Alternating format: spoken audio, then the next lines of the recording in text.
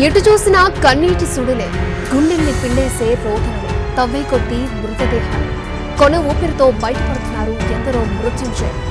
ఏ బండరాయి కింద ఎవరున్నారో ఆచూకీ లేని వారు ఎందరో. 6వ రోజు వయనాడులో పరిస్థితి ఏంటి? వల్లకాడును తలపిస్తున్న వయనాడు నుంచి ఎన్టీవీ గ్రౌండ్ రిపోర్ట్. వయనాడులో సహాయక చర్యలు కొనసాగుతున్నాయి. వందల మృతదేహాలు బయటపడుతున్నాయి. భారీ సంఖ్యలో గల్లంతయ్యారు. పూర్తి స్థాయిలో ఆర్మీ, ఎన్డీఆర్ఎఫ్ టీంలు పనిచేస్తున్నాయి. చురర్మల గాలింపు చర్యలు పూర్తి కావడంతో అధికారులు ముందక్కై గ్రామంపై దృష్టి సారించారు. ఎక్కువగా డ్యామేజ్ అయిన ప్రాంతం కావడంతో అక్కడి మృతదేహాల గాలింపు వేగవంతం చేశారు.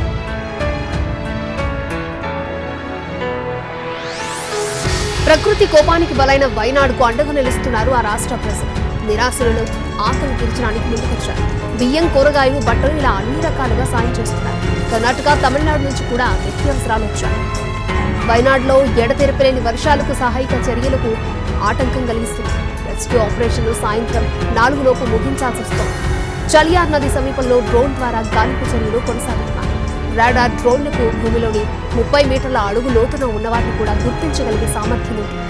మరోవైపు వయనాడుకు బాణబెడద తొలగలేదు. వయనాడుతో సహా 6 జిల్లాలకు మరొకసారి ఎల్లో అలర్ట్ జారీ చేశారు. కొట్టాయం, కోజికోడ్, ఇడుక్కి, కాసర్ఘాట్, కర్నూలులోనూ వర్షాలు పడతాయి వాతావరణ శాఖ హెచ్చరించింది. చురల్మల గాలింపు చర్యలు పూర్తి కావడంతో అధికారులు ప్రస్తుతం ముందక్కై గ్రామంపై దృష్టి పెట్టారు. ఎక్కువగా డ్యామేజ్ అయిన ప్రాంతం కావడంతో మృతదేహాల గాలింపు, ఇతర సహాయక చర్యలను ముమ్మరంగా కొనసాగిస్తున్నారు.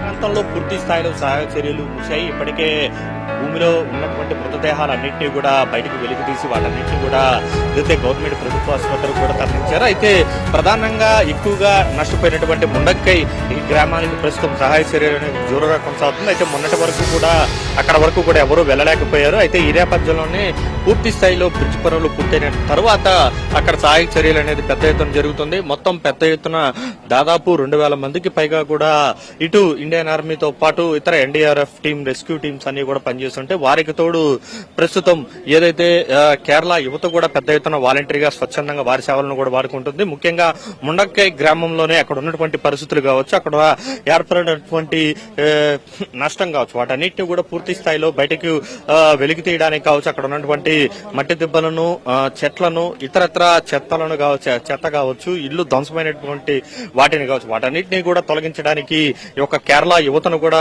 ప్రభుత్వం అయితే వాడుకుంటుంది. వీరందరూ కూడా స్వచ్ఛందంగా ఏదైతే పని చేయడానికి వస్తున్నటువంటి దృశ్యాలు కూడా చూడొచ్చు. ఒక రకంగా వీరందరినీ కూడా అభినందించాల్సినటువంటి విషయం. ఎందుకంటే ఇంతటి విపత్కర పరిస్థితుల్లో కూడా గత 4-5 రోజులుగా కూడా పూర్తి స్థాయిలో వీళ్ళందరూ కూడా పనిచేస్తూ ఉన్నారు.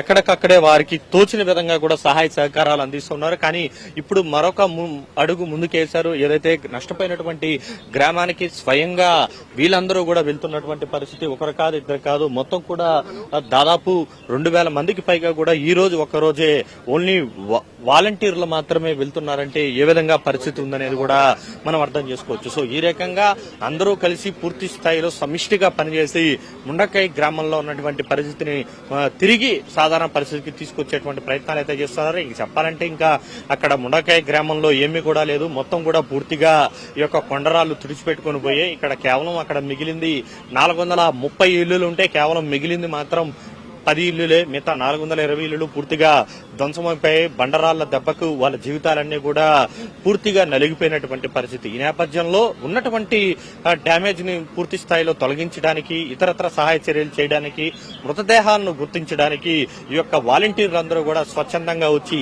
ఇండియన్ ఆర్మీతో పాటు ఎన్డీఆర్ఎఫ్ టీం, కేరళ ప్రభుత్వానికి సహాయ సహకారంగా కూడా వీరందరూ కూడా పనిచేయడానికి ముందుకొచ్చారని చెప్పాలి. వయనాడ్ రెస్క్యూ ఆపరేషన్స్ చివరి దశకు చేరుకున్నాయి. మరిన్ని వివరాలను మా ప్రతినిధి కార్తీక్ అందిస్తారు. వయనాడుకు సంబంధించి 6వ రోజు కూడా సహాయక చర్యలు అనేది కూడా అత్యంత వేగంగా సాగుతున్నాయి. అయితే ఇప్పటికే కూడా దాదాపు 260 వరకు కూడా మృతుల సంఖ్య అనేది కూడా పెరిగినటువంటి పరిస్థితి. ఒకవైపు సహాయక చర్యలు వేగంగా కొనసాగిస్తున్నారు. ఇటు ఆర్మీ, ఎన్డీఆర్ఎఫ్ టీంలు, అదే కాకుండా 200 మంది వాలంటీర్లు కూడా ఈ రోజున ఎక్కువగా ముండక్కై ప్రాంతంలోనే ఎక్కువగా చేస్తున్నటువంటి పరిస్థితి. ఒకవైపు రిలీఫ్ క్యాంపుల్లో కూడా పెద్ద ఎత్తున ప్రజలందరూ కూడా ఉన్నారు. దాదాపు 9000 మందికి పైగా కూడా ఒక రిలీఫ్ క్యాంపుల్లోనే ఉన్నటువంటి పరిస్థితి. వారందరికీ కూడా పూర్తి స్థాయిలో ఆహారాన్ని అన్నింటినీ కూడా కేరళ ప్రభుత్వం అందిస్తుంది. ఇప్పటికే కూడా పెద్ద ఎత్తున సహాయ చర్యలు అయితే కొనసాగుతున్నాయి. దానికి తోడు భారీ ఎత్తున విరాళాలు కూడా ఈ యొక్క కేరళలో రాష్ట్రానికి సంబంధించి కావచ్చు, వయనాడులో నష్టపోయినటువంటి ప్రాంతాన్ని వల్ల దాని కారణంగా నష్టపోయినటువంటి బాధితులకు కూడా అండగా ఉండాలనేటువంటి ఉద్దేశంతో హీరోలందరూ కూడా ముందుకు వస్తున్నారు.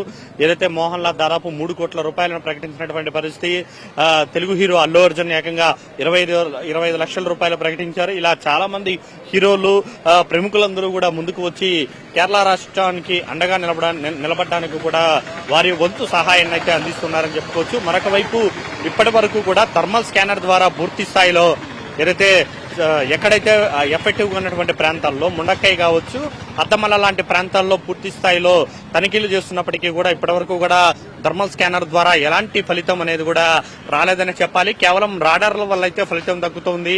దాదాపు 30 మీటర్ల వరకు లోపల వరకు వెళ్లి మరి ఏదైతే మనిషి యొక్క జాడ కనుక్కునేటువంటి అవకాశం ఉంటుంది. కాబట్టి అలా ఇప్పటి వరకు కూడా 11 మృతదేహాలను కూడా గుర్తించారు. అయితే అత్తమ్మలకు ఈ రోజు ఆర్మీ కూడా వెళ్లడం కూడా జరిగింది. అక్కడ అత్యంత ఎఫెక్టివ్ అయినటువంటి ప్రాంతం అత్తమల నుంచి కిందకి రావడం వచ్చేనే ముండక్కై గ్రామం ఉంటుంది. దాని తర్వాత ఏదైతే చురల్మల గ్రామం ఉంటుంది. ఇలా 3 ప్రాంతాలను కూడా కవర్ చేస్తున్నారు. అదేవిధంగా అంతకంటే ముందుగా ఎక్కువగా చూసుకుంటే ఇక్కడి నుంచి 3 ప్రాంతాల నుంచి వచ్చిన తర్వాత ఆ పక్కన ముందుగా ఉన్నటువంటి చురల్ నది ఏదైతే ఉందో ఇక్కడి నుంచి వచ్చినటువంటి వాళ్ళందరినీ కూడా ఒక్క ఉదిటిన కొట్టుకుంటూ లాక్కుంటూ అత్యంత బలమైనటువంటి బండరాళ్లు ఈ యొక్క వరదల కారణంగా నేరుగా నదిలోకి వెళ్ళిపోవడం కూడా జరిగింది. చాలా మంది ప్రజలు ఇప్పుడు ప్రస్తుతం అక్కడే ఎక్కువగా డెడ్ బాడీలు అనేది కూడా దొరకడం కూడా జరిగింది. అయితే అత్యంత శరీర భాగాలు కూడా ఎక్కువగా కూడా అక్కడే దొరికినటువంటి ప్రాంతం కావడంతో ఆర్మీ కూడా ప్రస్తుతం రాడార్లతో అక్కడే పూర్తి స్థాయిలో మొత్తం కూడా వెతుకులాట ప్రారంభించింది. ఇప్పటి వరకు కూడా 3 రాడార్లతో